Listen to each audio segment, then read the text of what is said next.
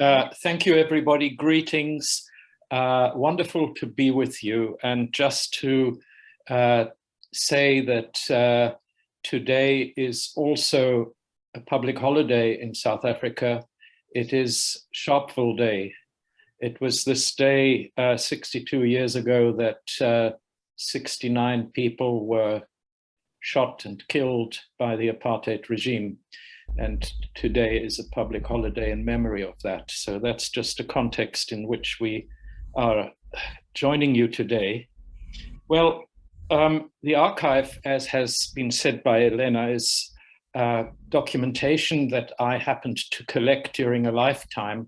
And it turns out that I lived through what many might call, with many others I did so, living through the eye of the needle, the most difficult time of resistance to apartheid that culminated in the negotiations that brought us ultimately democracy in 1994. And I am grateful to have had so many years in trying to be part of the reconstruction period. You will have heard from Elena that I also spent some years in the fisheries department, which doesn't fit into this history at all. And I've never caught a fish in my life, but I am the person who tried to build, and that is the post-apartheid phase. But the archive under discussion here is really an initial shot at the period 1972 to 1977. And that happens to coincide with my having joined an organization in Johannesburg called the South African Christian Institute. It was its director in the main who attracted me, the Reverend Beyers Naudé. Elena made brief reference to him. And he was an inspiration for many, many of us. He had himself come from the white Afrikaner background and dissented from there, and having come from the most exclusive white church and political enclave, he eventually was restricted by arbitrary actions by the apartheid regime, and after that joined the underground.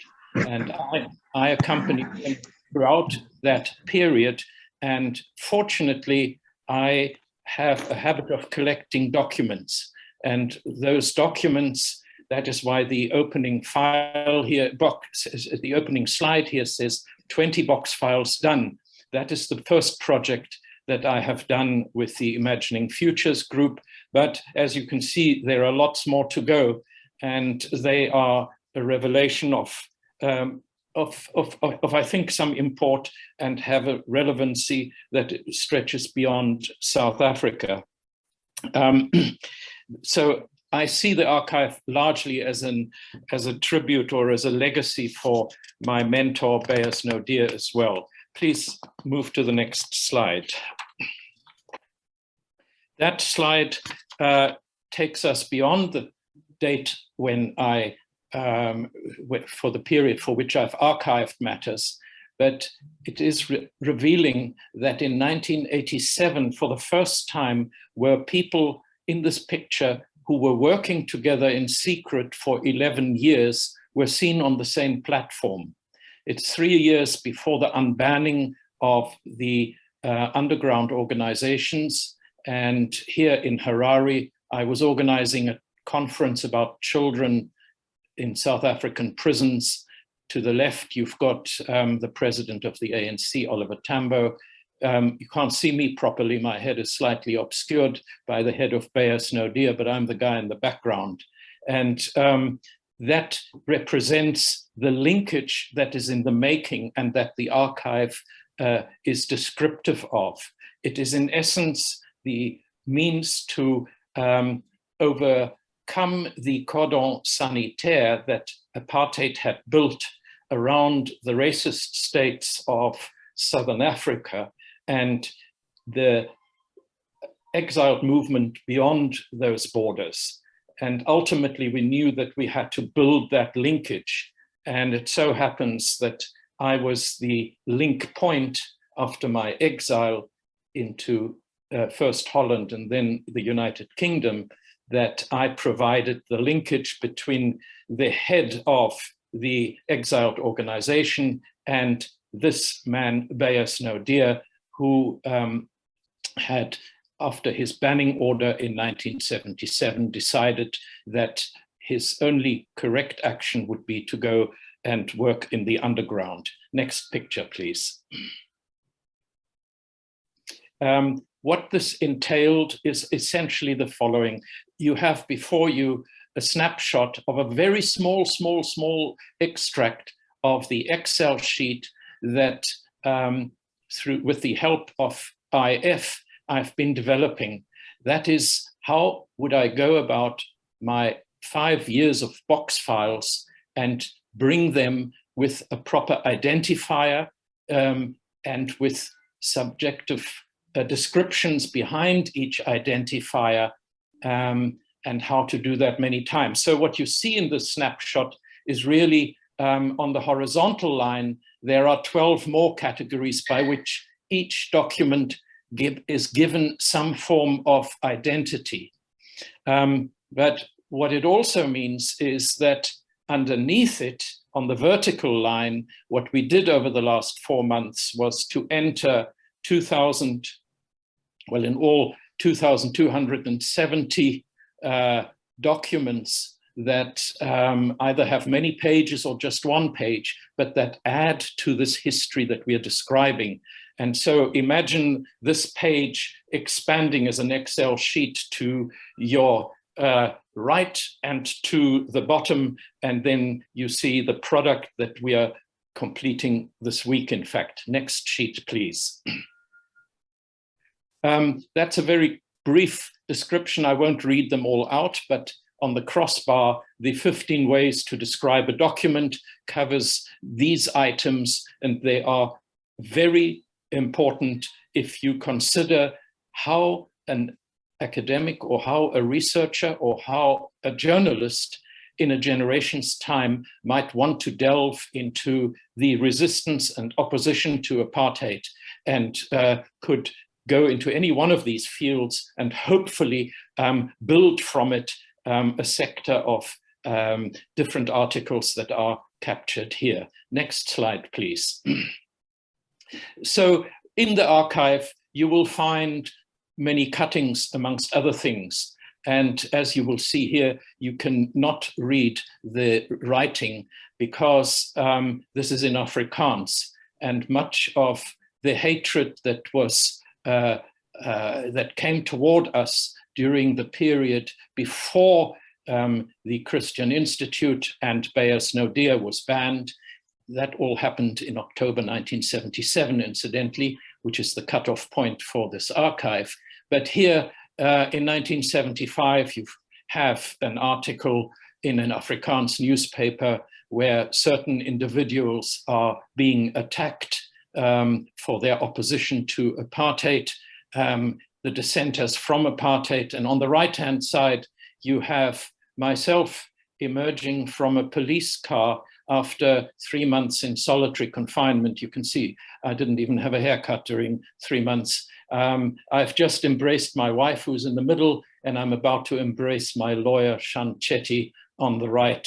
But the archive goes to those issues, and then the archive goes to the personal documents, the diary entries, and so forth. Next slide, please. So in all, what we've done over the last 4 or 5 months, and this is called the phase 1 part of my archive, 1972 to 1977, it's when the organization and when our work was still legal. After that comes the illegal part, but it involved, and we didn't know that when we saw 20 boxes, we just thought, oh, what's 20 boxes, we can do it. But it involved more than 6,000 digitized images.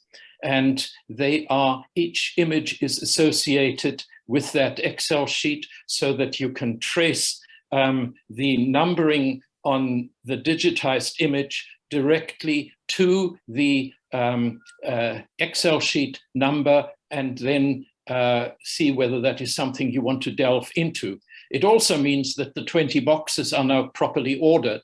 such that they are in the same order as the project that we are describing here. As I said, it involves 1,258, maybe a few more entries. And we are discussing at the moment with both Stellenbosch University and the University of the Western Cape the possibility of having the boxed archive, in other words, the originals, housed with them. And our initial discussions are positive insofar as they are far more interested in accommodating that in their faculties if the order of the archive is such that it becomes accessible rather than just dumping boxes on them. So this is a very positive development, in my view, for the archive. Of course, the rest I need to not describe in any detail, but you would not be surprised that a society that moves from bondage under apartheid to a new society, there are all kind of names and acronyms that are used and words that have changed, place names that have changed. And so I've had to create also lists of the countries that have changed name, towns, buildings, and so forth. And the next slide, please. That's just further images that pertain to the period. It'll interest you that I was the legal guardian, and I won't go into the story here, of the Mandela daughters in 1974 for 6 months, when Winnie Mandela was imprisoned for 6 months. And Nelson Mandela, who didn't know me, who I didn't know because I was still at school when he was imprisoned, signed the papers for me to be the guardian. And there in 1990, for the first time we see each other, that's the moment when that happened. Next slide, please. So there are issues here that I think make this, and issues I had to confront as I was developing this in recent months. Firstly, of course, I confronted many a document for the first time in all those years, largely because emotionally I had cast my eye away from them. But it is, as it turns out, a history that hasn't yet been told, because it deals with documentation about an underground, and that is very rare and very seldom. We have many a book on the struggle in South Africa at the moment, but the footnotes and the evidence is very, very rare and hard to come by. I collected all this and kept it in Europe, so only brought it into South Africa in more recent times. There are obviously issues about access rights and so on. That's a discussion that I'm having with the IF team in time to come. But there are underlying stories, not least that the person bears no dear as much as I come from white, ultra right-wing backgrounds. And that history is not suddenly cut off from one. And part of the correspondence in this archive deals with my correspondence, for example, with my parents. There's also, and I looked at that for the first time, my prison diary. There are very specific circumstances in which I was able to secrete little ribbons of paper in the seam of the jeans that I was wearing, and that I managed to get out of prison with, and that I have to this day, in which I am listing that which confronts me by my interrogators each day. And then the upshot is that 6 months after my release, fearing rearrest, I fled South Africa and lost my wife, and then couldn't see my daughter from the age of 2 to the age of 8 or 9, because the minister said, I will not give that child a passport. So the inside of the archive reveals doubts, mistakes, naivety, but it all leads to one thing, and that is that you never gave up resistance until apartheid had been overcome. And then maybe most important is that the archive also covers the period when Black consciousness emerges in South Africa strongly. And I and the Christian Institute had the good fortune to be very close. In fact, Steve Biko worked in the same organization. And so he was a teacher par excellence, and so were his colleagues. Sadly, many around himself and others were killed by the police in that period. That's the snapshot of my 5 years. Next slide. Those are just more images of what you can find by way of cuttings. I won't go into that now. Next slide. Ultimately, I've already spoken to most of these points, but I have desisted from any self-censure, and therefore my own subjective weaknesses are encapsulated in the documentation that is captured. I believe that we have created a wonderful model for something that Dr. Frieslaar might want to speak a little bit more about, and hopefully that serves the equality of poor people speaking of their world and their lives during apartheid in a better way. All in all, I think we started this without much experience. We've learned a lot, and we are excited about it. And I would offer our help to anybody who wants to go down this route and create an archive. It's very exciting, and I thank the IF team very much. Thank you. Thank you very much, Horst. Geraldine, did you want to come in at this point? Yeah, that would be great. Sure. Thank you. Just in the interest of time, so I won't say a lot. I just really had 3 points that I wanted to add on. Listening to Horst, I think we all can agree, and as the title of his title suggests, the title was, the biography of a personal archive. It's not often when you are an archivist that you actually get to work with the person that collected these documents meticulously over decades. I mean, we are in a very privileged position that the project allowed for that, and that Horst made so much of his time available for that. So I think looking at it from an archival point of view, excuse me, and also someone that has known Horst for, I think, little over a decade now, in a professional and a personal capacity, what the archive offers, like Horst said,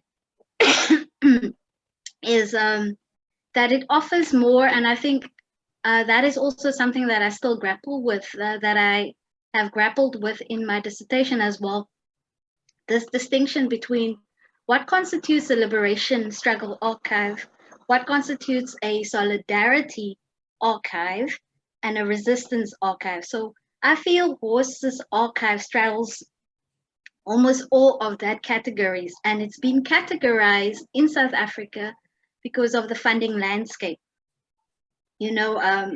Just after the unbanning of the political organizations in the early 1990s, you had all these newly established archival institutions and museums all clamoring for repatriated material from the liberation movement. So you had the National Heritage and Cultural Studies Center set up at the University of Fort Hare.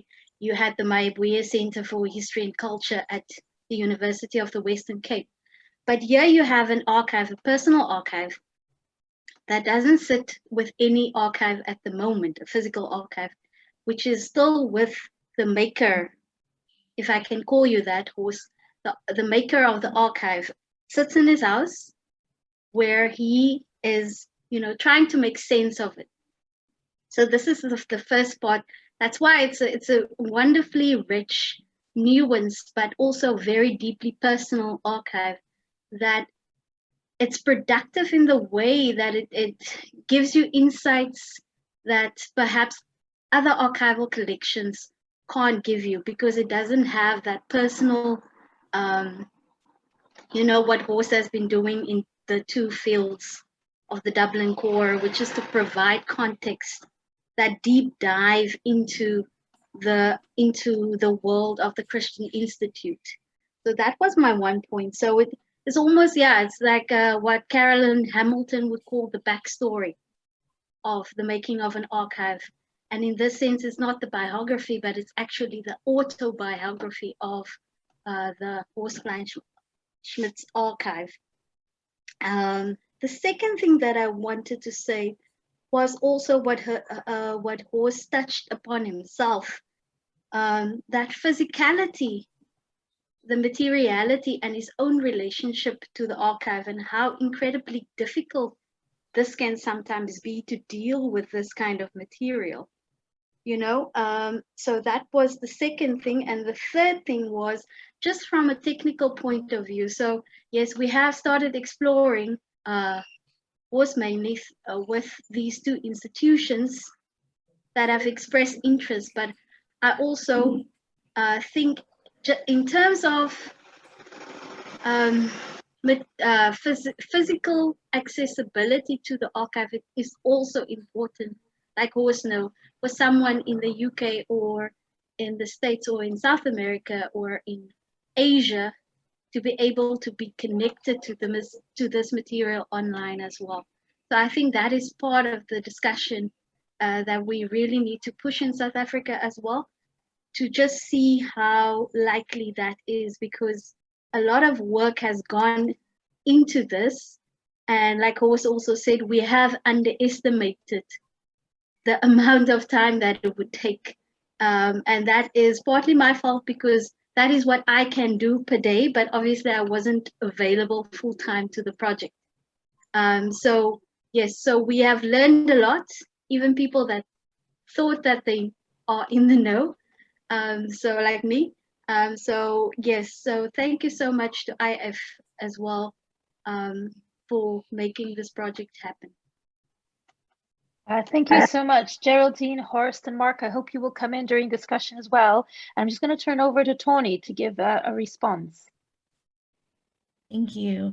I really enjoyed hearing more about this project and being able to put the film clip that you circulated prior to this meeting in some context. One of the things that I really appreciated in hearing about this project is how granular it is, and getting a little bit of insight into that granularity of practice. What I mean by that is, I think in a lot of these meetings in IF, you know, we're talking about really big questions, questions about issues of power behind the archive, about issues of accessibility, about the stories that archives tell and that they don't tell.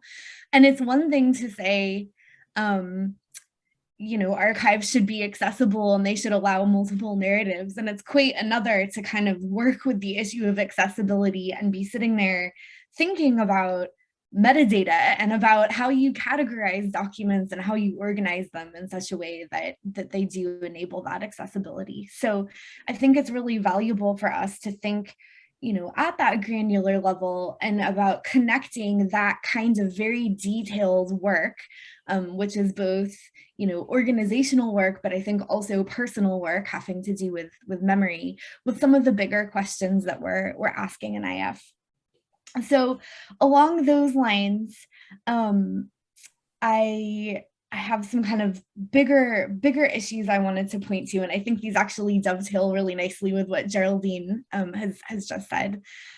So first of all, I wanted to ask, who is this archive for? What is this archive for? Because I've heard different things in this presentation. Horst, when you started talking, you said something about this being an archive, envisioning it as a tribute or a legacy to Bears No Day, and thinking about it in that way, we might see an archive as being quite similar to a memorial or a commemoration. So what happens if we kind of shift and put it in that light?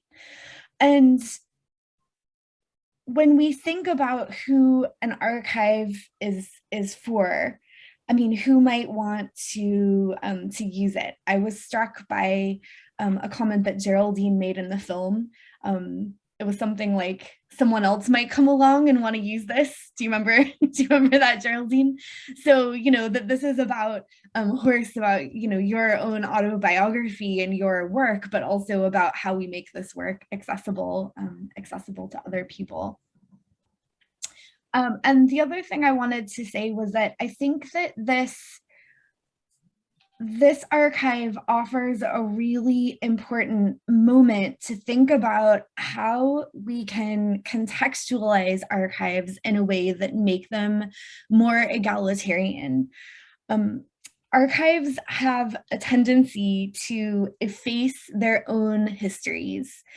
As a social historian and someone who is a frequent archival user, I understand that in order to tell a narrative using archival documents ethically and accurately, it's really important to know why that archive was created and what the purpose of the documents in it were, as well as what their blind spots are. And the thing is, archives tend to be kind of silent on their process of creation. So knowing that is often an entirely separate research project on its own that a historian needs to carry out in order to use what's within. So I think that because you know, you are self-archiving, which is a very unusual, unique kind of process to be going through. Oftentimes we're working with a collection of someone who's no longer around or that comes from somewhere else. I think there's an opportunity to really provide context to what you're documenting in a way that could be really useful for users on down the road, and potentially in ways that we might not be even envisioning now. So I'm wondering what kinds of contextual data or materials you could create to sit alongside all of the rich materials that you've collected over the years. And, you know, you might think about kind of making explicit what prompted you to collect in these different moments? I mean, I was really struck when you were talking about hiding pages of your diary and, you know, into your jeans to smuggle them out of the prison. Clearly in that moment, you felt a need to kind of document and archive. And so what was prompting that, and what has prompted you to collect in all these different moments? And what have you collected, but also what have you left out? In addition to maybe some more kind of very detailed explanation of why some of these different documents were created and why, and why and by who some of these different documents were created. I mean, again, I think, you know, tracing the secrecy of the movements that you were part of is a really important part of this project. But also, if someone's working in a secret movement, why collect things? You know, clearly you had a vision about archiving for the future throughout this. So I think that could be made more explicit in ways that would be so interesting. So that's what I have to say. Thank you so much, Tawny, for bringing out a lot of the kind of a lot bigger strands into which what Horst, Geraldine, Mark, and Anita have been doing. And Horst, I hope that you don't read our kind of real, almost academic engagement with this as somehow not feeling sensitive around the real shock and power of what you are doing, but rather quite the other way around, that there's so much to learn here. We're kind of rushing towards hearing from you, and maybe then from Mark and Geraldine a response to Tawny, and of course anybody, if you have any other questions, we'll definitely bring you in. We're about 15 minutes for discussion now. So Horst, did you want to start off by responding to Tawny's questions? Thank you, I'll try. Yes, thank you, very good questions. I hope I've written them down appropriately. Who for and what does it serve? I do think that when I speak to the person of Bayers no Dear, then he comes to it as a Christian, and I am not a person in the Christian faith. I don't consider myself a Christian, but where does a person from his background end up in what is truly revolutionary behavior? And then to find out through the literature that he is part of a richer a global tradition of radical Christianity, of resistance. And some of his work that will be covered in the letters that are covered here deal with his motivations, his ethics, his morality that takes him, notably in this case, to Dietrich Bonhoeffer during the Third Reich. That's his major connection. And I believe that future theology and non-theology, because I think it cuts right across anything to do, it cuts for any faith and people like myself, there's a richness there. Secondly, there are stories that, or there are histories yet to be written about the resistance that are, as you describe, granular in their detail. You won't be surprised to know that apartheid officials destroyed history as a matter of course, and that, as you correctly say, people like myself in that underground destroyed things in order not to give the other side evidence. So that was, that's why struggles are so badly documented. And it's just been from a childhood stamp collector, I secreted these things away and have always done that. And I happened to have, at one stage, a sister in Austria, and things were hidden there or kept there. And I just made sure that they would never disappear. Why did I take my diary out of prison? I was convinced that ultimately evidence was needed. Evidence is everything to overcome that enemy we were fighting. And for me, evidence is, I didn't even really see it as strongly as that, but in retrospect, I now see it more clearly as something that is an instrument for the future activist as well, because it is in you, when you go into the reflection of issues. So partly, for example, the debate is around isolating South Africa and disinvesting Europe, for Europe and America to disinvest economically from South Africa. That was our campaign. What this diary, what this archive reveals are, for example, the agenda items of before a resolution is passed by the Christian Institute telling Europe, disinvest, but the agenda isn't just there, but the notes that Beyers Naudé writes into the agenda saying, shouldn't this be formulated like this? Or shouldn't we be careful because we might be hit by the system if we say it like that? And that's what adds, I think, depth, and I can give many examples of that.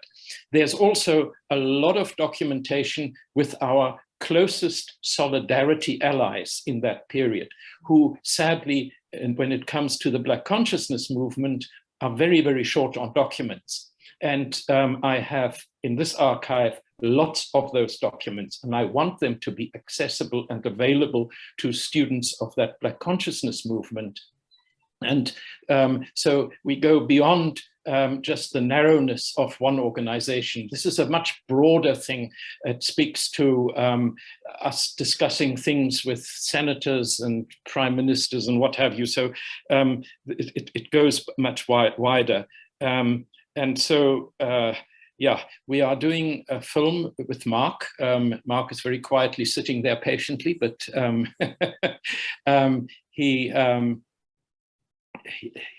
I think that'll be one way of representing the past. I'm doing a book on the Beyers Naudé letters per se. And if I am still around, I might one day do an autobiography, but I don't know that I've answered you well, but that's partly it.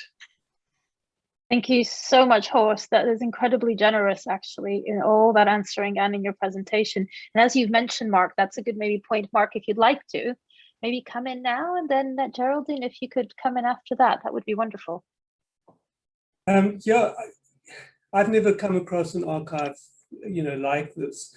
But it's just a reflection of Horst's kind of sense of purpose. And I think,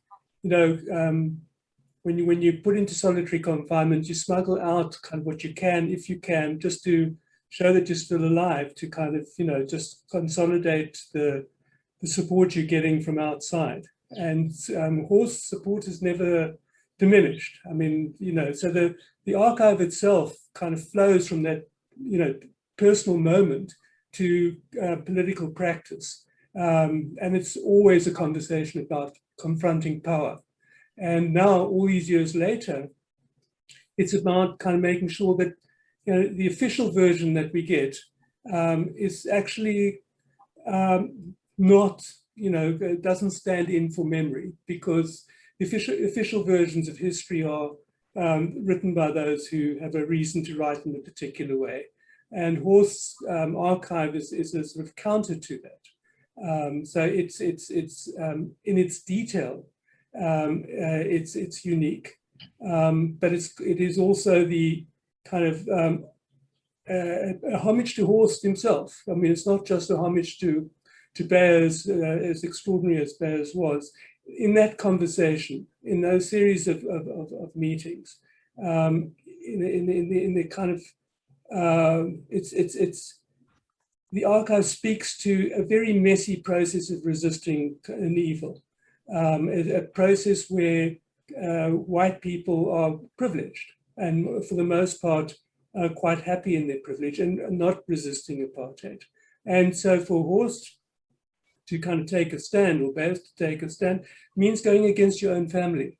And the archive, in that sense, is also kind of a bridge between the very profoundly personal, the costs of that kind of levels of sacrifice, the idealism with which those actions were taken, all become kind of a bridge for generations of today and tomorrow to better understand kind of the political experience of confronting kind of something that was profoundly evil. And in that, there are obviously echoes of what is global and what is current, Black Lives Matter, etc. And it's important that these contributions are better understood. And Horst is, in his own nature, an incredibly humble person, actually. So he's really, I think, very believable, because his humility goes hand in hand with an unquenched desire for a better society, and to be able to live with himself. The purpose, maybe unconsciously, of building the archive, of establishing, all those memorabilia, has given, a much greater kind of purpose. Thank you so much, Mark, for that other reflection of somebody who's very much part of that also. And Geraldine. Thank you, Elena. I can't agree with, could not agree with Mark anymore. Thanks for saying that. The legacy, I don't think it's just a legacy to Beyers Naudé. I think it's a legacy as well then to Steve Biko, to the Black consciousness movement. And archive making is about legacy making. So in that sense, yes, Tawny, then you are right. But I do not think, as working for the last couple of months and before this, Horst would remember a certain summer that while he was in conversation with my partner, I spent my time archiving some of his boxes. And completely Horst, unintentionally, yes, this is a legacy to Horst as well. But there is like an archive making, that is essentially what we are doing. So to answer one of the questions, Jacques Derrida said that there's the archival drive and then there's the death drive. So we all archive in our own way. Some of us just do it more eloquently and more beautiful than others. And then it's my job. And in this case, we are happy to have Horst alive and well with us to guide us, because usually that process is just the archivist that as soon as it goes, the collection becomes an archival collection. It enters that archival threshold, then it is up to the archivist to make sense of that collection. And we impose our own subjectivities. You know, I still come across archivists that maintain that they are impartial and neutral, but you bring your own personal subjectivities, your own background to whatever you're going to, how you're going to arrange it. And I'm glad that, you know, that there are historians that interrogates that process of the making of the archive, because that does influence the way that the archive, any archive, is read.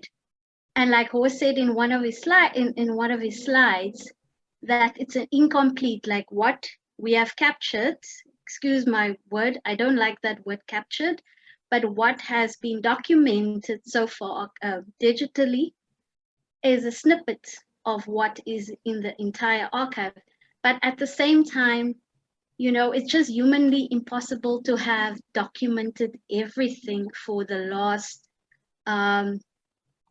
60, 70 years, or however long Horst has started that that collecting process.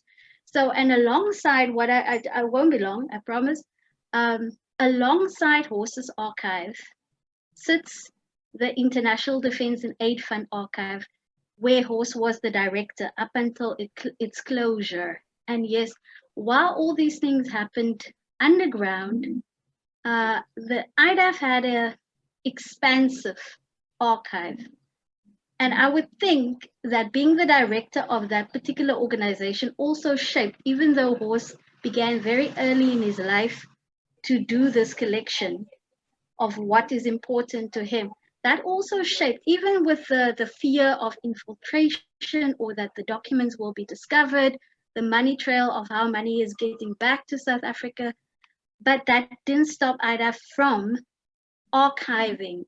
And it wasn't archiving, it was just part of the institutional history, you know, because it only becomes an archive after it closes, right?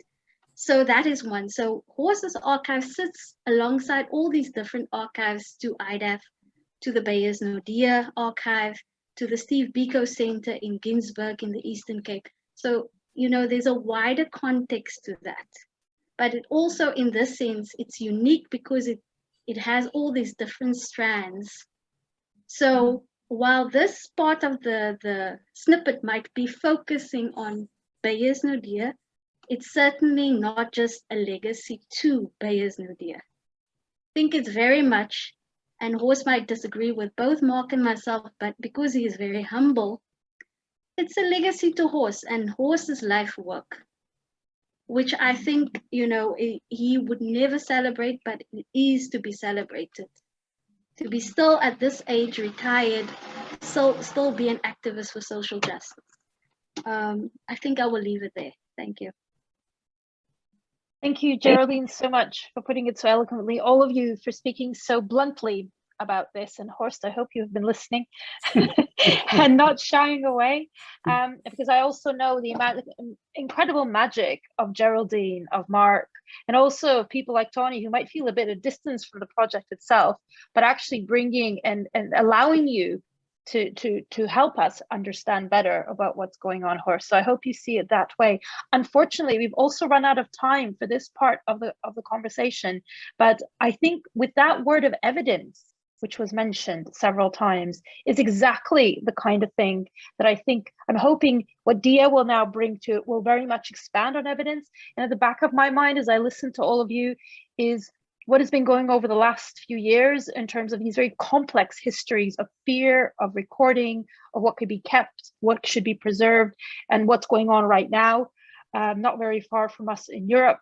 And it's the same kind of complexity and challenges that we go on. But before we move to Dia, just to thank Horst and Mark and Geraldine and Tawny and Anita very much for sharing this with us. And I hope this is just the beginning of a conversation. Thank you.